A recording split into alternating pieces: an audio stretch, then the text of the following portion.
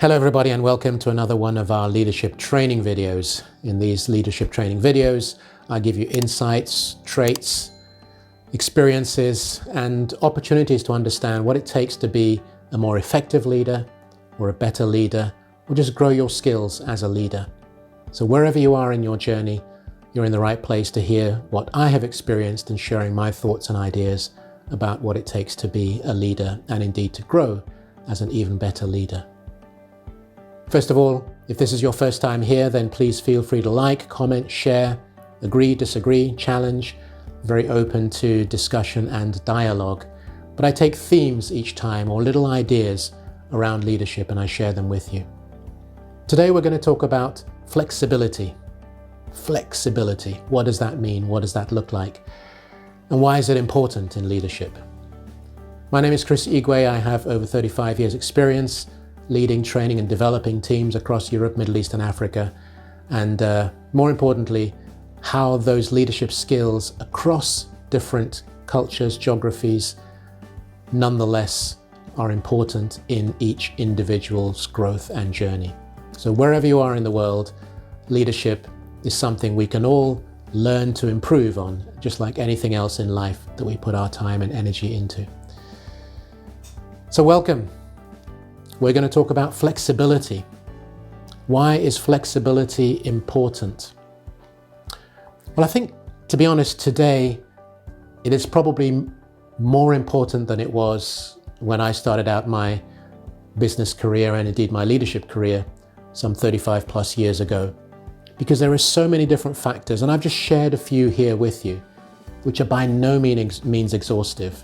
There are many, many others you could add to. We could fill this entire flip chart with large ideas and large thoughts and then smaller elements linked into that. You could make a whole essay out of it. But for the purposes of this and for time, some of the factors that we have to deal with today in terms of being flexible or having flexibility in our leadership. The first thing are these two words, uncertainty and unpredictability. We live in a world that is uncertain and unpredictable, more so than ever before, for these reasons here. On the one hand, it could be the economy, the global economy, the macro economy, whether it's politically motivated or whether it's geographically motivated or it's protectionist, as countries seek to protect their businesses and the way in which their industries have grown. It could be linked to technology, which we all know so much about. Technological changes, growth through technology, digital platforms and so on. It could be the press or the news, the media, where they want to get the latest piece of information on something. And you may say, well, this doesn't affect me because I'm leading in my own business or my own country or company. Well, you're wrong, because the press is always looking for new ideas, new scoops, things that could destabilize you, depending on what you're doing. It could also be problems with staff and employees. It could be at an employment law level or changes in HR strategies and models. It could be simply staff leaving for whatever reason in your company, which we'll come to later on. It could be financial markets. We know how the stock markets go up and go down very easily. Social media and how social media creates a frenzy around something, around a topic, a conversation, a misplaced photo or image, or whatever it happens to be. Social media can take it literally viral, as they say. Or it could simply be new business models. We live in an age where we're looking for new ways to do business, new ways to be competitive, to be successful, to grow market share, to grow productivity and improve it, and all those sorts of things. So these are some of the factors that are rumbling away in your world and in your business. And as a leader, if you remain inflexible, trust me, that's a problem. That is something you're going to have to deal with in no uncertain way. So with all these things going on, from the people, the business, the strategy, the positioning, what are the outcomes of that? Well, let's flip it the other way. So let's say you are someone who is inflexible.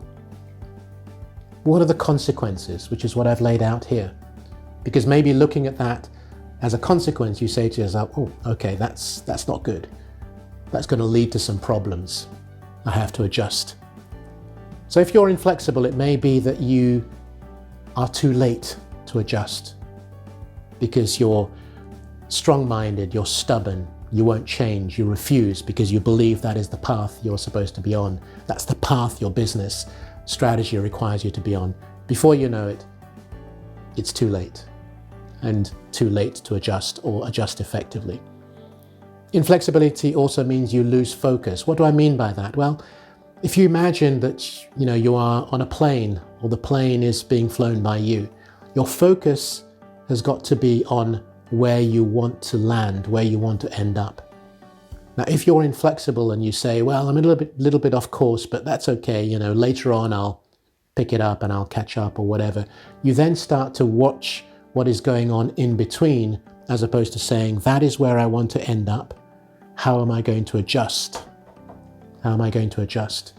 So you don't lose your focus in terms of where you want to end up, but your focus is lost because you are being deviated by the fact that your inflexibility is leading to some emotional issues, business issues, etc., which means that everything gets clouded up or fogged up in front of you.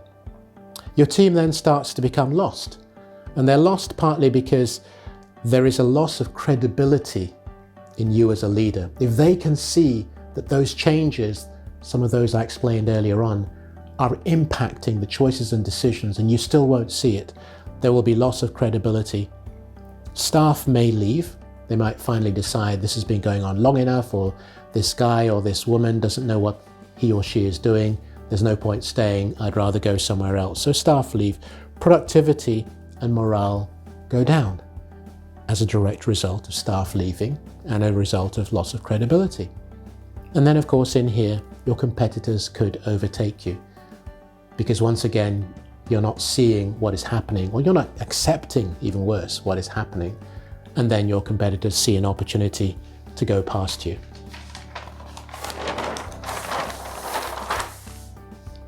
So coming back to what are the positives? So where you are flexible, where you do see things, all those things that are happening around you, and you say, I have to change something or some things.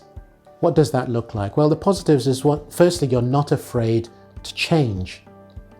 And I could put in here, not afraid to change yourself, because it's about you. It's the fact that you take ownership of the fact that the circumstances, the situation, the world has changed, if you like, and you have to change in some way, shape or form. So you demonstrate to yourself, I'm not afraid to change.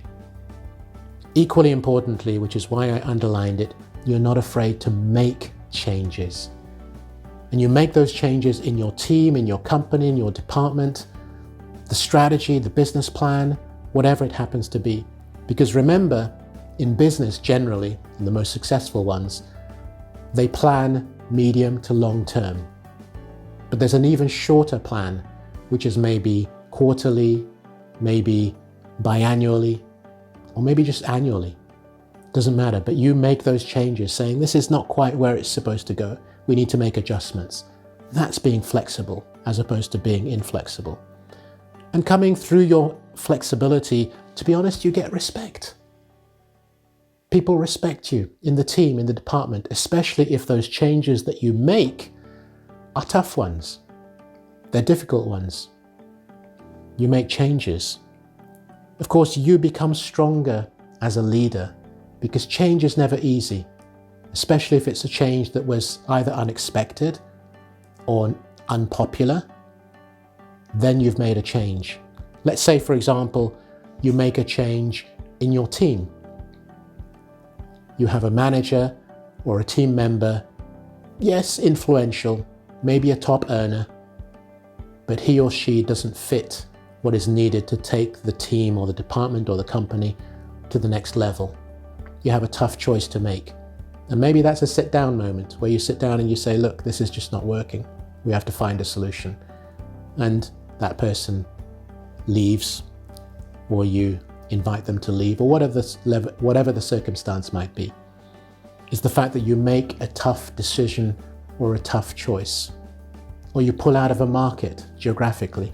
You say that market is not working for us anymore, or that industry or that sector, or that place where we're getting our supplies, our manufacturing, whatever it happens to be, and you make some tough choices and decisions.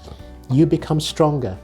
You then get respected even more because they look at you and they say, that was not easy, but he or she did it despite the consequences.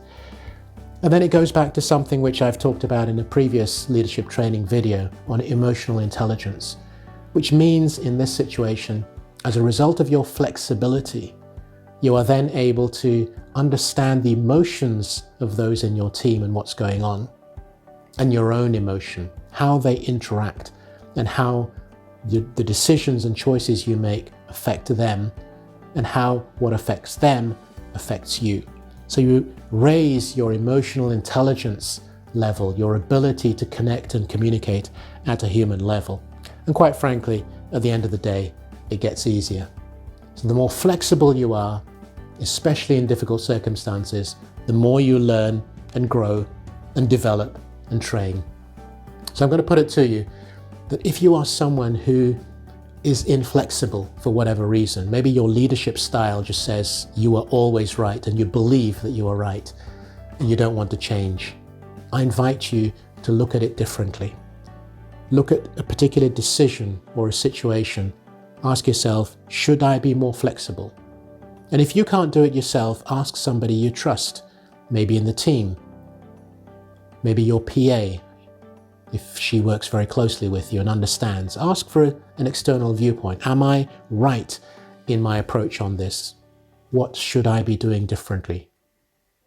Because through that, you will learn to grow in your ability to be flexible, and through that flexibility, make the right choices at the right time and make the right decisions that benefit not only you, but also your team and those around you.